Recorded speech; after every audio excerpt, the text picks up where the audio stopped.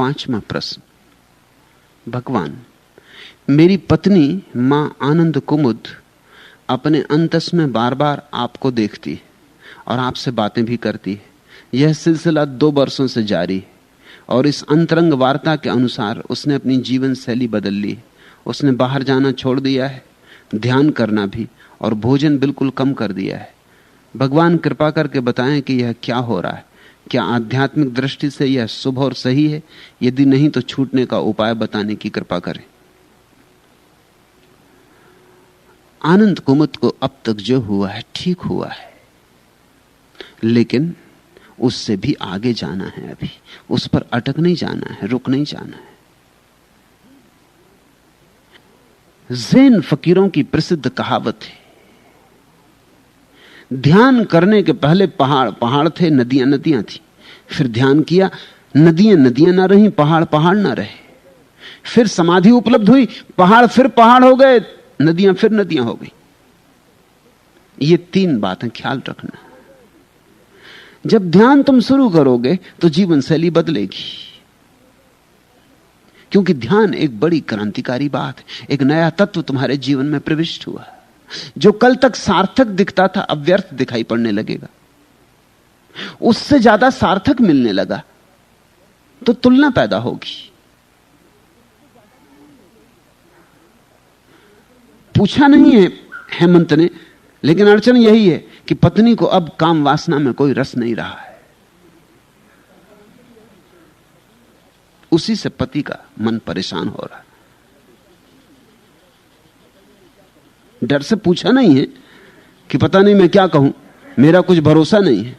मगर तुम पूछो कि ना पूछो, मुझे जो कहना है कह नहीं।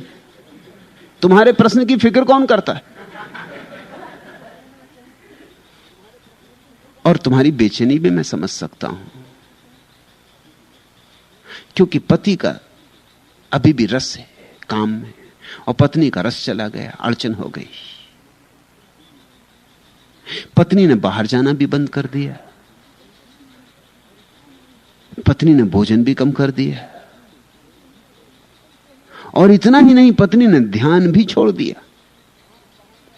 अब तक जो हुआ ठीक हुआ, पहाड़ पहाड़ ना रहे, नदी नदी ना रही।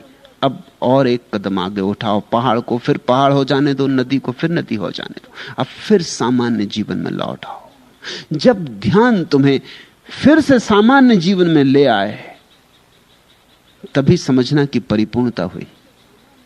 जो आदमी हिमालय पे जाकर बैठ गया है दुकान छोड़कर, और दुकान पे आने में डरता है, उसका ध्यान अभी पूरा नहीं हुआ। अगर ध्यान पूरा हो गया तो अब वहां बैठे क्या कर रहे हो? अब वापस दुकान पे आ जाओ। अब दुकान पर बैठ के ही इस ढंग से बैठो कि हिमालय भी रहे और दुकान भी रहे। तो मेरी सलाह है कुमुद को, अब धीरे धीरे भोजन फिर ठीक से लेना शुरू करो। ऐसा हो जाता है, जब ध्यान बढ़ता है तो भोजन कम हो जाता है, क्योंकि ध्यान इतनी जगह भर देता है भीतर कि भोजन के लिए जगह नहीं रह जाती। तुमने ख्याल किया, जितना आदमी परेशान बेचैन होता उतना ज्यादा भोजन कर लेता। ज्यादा भोजन करने वाले लोग परेशानी की वजह से ज्यादा भोजन करते हैं, बेचैनी तनाव की वजह से ज्यादा भोजन करते हैं। यह तो अब मनोवैज्ञानिकों की खोज का हिस्सा हो गया कि ज्यादा भोजन आदमी क्यों करता है। भीतर खाली खाली लगता है उसको। खालीपन को भरें कैसे? और कोई उपाय नहीं दिखता। सरकाए जाओ भोजन गले से, थोड़ा भराव मालूम पड़ता है, लेकिन यह भी कोई भराव है? यह धोखा है भराव का। चिंतित आदमी ज्यादा भोजन क्यों करता है? क्योंकि उसे डर है, भय। पता नहीं कल भोजन मिले या ना मिले। कल का क्या पता, कल हो या ना हो। बचपन से ही यह उपद्रव शुरू हो जाता है।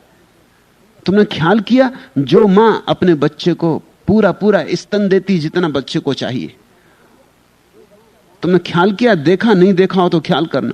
वो बच्चा भागता है, वो दूध पीना नहीं चाहता, मां उसको दूध पिलाना चाहती है, वो इधर उधर मुंह करता है। और जो मां बच्चे से स्तन छुड़ाना चाहती है वो स्तन पकड़ता है। तुमने ये भेद देखा? जिस घर में बच्चे की चिंता की जाती वो भोजन की फिक्र ही नहीं करता। बच्चा वो खेलने जा रहा है, उसे भोजन की चिंता ही नहीं। लेकिन जिस घर में बच्चे की फिक्र नहीं की जाती, अनाथालय में, वहां बच्चे 24 घंटे भोजन का ही विचार करते, घंटी देखते रहते हैं कब बजे भोजनालय की। उनको बुलाना नहीं पड़ता, उनको भोजनालय से उठाना पड़ता है, बुलाना नहीं पड़ता। तुमने कभी अनाथालय जाकर देखा? मैं एक गांव में एक घर में ठहरा, वो एक अनाथालय चलाते थे, मुझे अनाथालय ले गए। मैं देख के बड़ा हैरान हुआ, सब बच्चों के पेट बड़े। मैंने पूछा और सब तो ठीक है, मगर ये क्या मामला है, इन सब बच्चों के पेट इतने बड़े क्यों? उन्होंने कहा ये बच्चे बहुत भोजन करते, जरूरत से ज्यादा भोजन करते। इनको रोकने में भी हमें अच्छा नहीं लगता क्योंकि अनाथ बच्चे, मगर हमारी समझ में नहीं आता क्योंकि हमारे घर में भी बच्चे, उनको तो पकड़ पकड़ के भोजन करवाना पड़ता है और वो भागते हैं। वो कहते हैं मैं भूखी नहीं, अभी मुझे खेलने जाना, अभी और 1000 काम, अभी मेरा मित्र आया हुआ है। मगर ये बच्चे भोजन की थाली नहीं छोड़ते। कारण चिंता। अनाथ बच्चा चिंतित है, कल का कोई भरोसा नहीं, बेचैन है, परेशान है। परेशानी और बेचैनी में आदमी ज्यादा भोजन कर लेता। तुम भी ख्याल करना, जब भी तुम प्रसन्न होते हो भोजन कम करोगे, प्रफुल्लित होगे भोजन कम करोगे, हल्का होगा भोजन। और जब भी उदास, चिंतित, दुखी होगे ज्यादा भोजन कर लोगे। अमेरिका में मोटापे की बीमारी जोर से फैल रही है। उसका कुल कारण इतना भारी चिंता पैदा हो गई, भारी बेचैनी है, घबराहट है। जिंदगी पूरे समय जैसे एक भूकंप पर ठहरी है।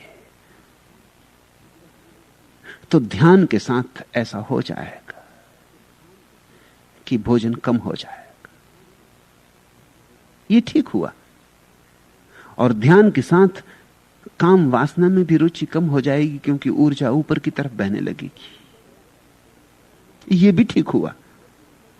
और ध्यान के साथ ऐसी भी घड़ी आ जाएगी कि जब शांति बनने लगेगी और शांति रहने लगेगी तो सोच उठता अब ध्यान की क्या जरूरत, तो ध्यान भी छूट जाएगा। ये सब ठीक हुआ, मगर इस पर ही अगर रुकना हो गया तो खतरा हो जाएगा। अब एक कदम और आगे बढ़ाना है। अब ध्यान बिना जरूरत के करो, क्योंकि जरूरत वाला ध्यान बहुत गहरा नहीं जाता। अब ध्यान गैर जरूरत के करो। अब ध्यान मौज से करो, आनंद से करो। पहले ध्यान आनंद के लिए करते थे, अब आनंद के कारण करो। और अब भोजन सम्यक ले आओ, क्योंकि कभी दफे ऐसा हो जाता है चिंतित आदमी ज्यादा भोजन करता है और गैर चिंतित आदमी जरूरत से कम करने लगता है। वो भी खतरनाक है, वो भी नुकसानदायक है। जरूरत देखो शरीर की, सम्यक भोजन करो।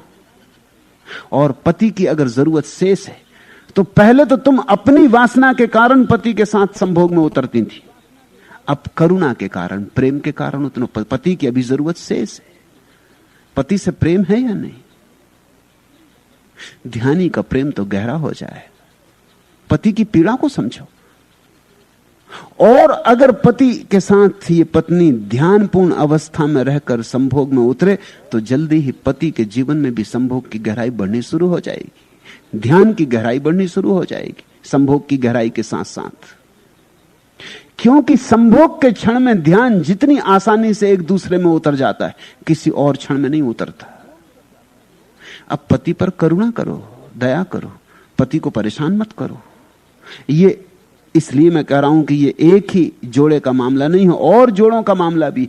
पति का ध्यान बढ़ जाता है तो उसका रस चला जाता है, पत्नी तड़फती। अक्सर ऐसा होता है कि स्त्रियां ये दिखाती रहती हैं भाव को, उन्हें कोई रस नहीं है।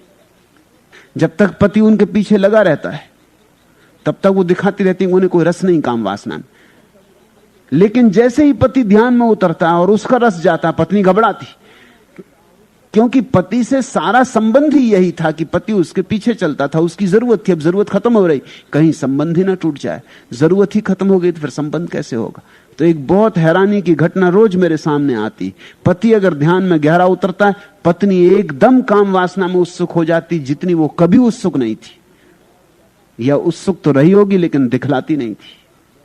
अब मौका छोड़ने जैसा नहीं, वो एकदम पति के पीछे पड़ जाती। और पति को अब रस नहीं है, अब उसको संभोग में उतरना व्यायाम जैसा मालूम होता, व्यर्थ का व्यायाम। नाहक की परेशानी।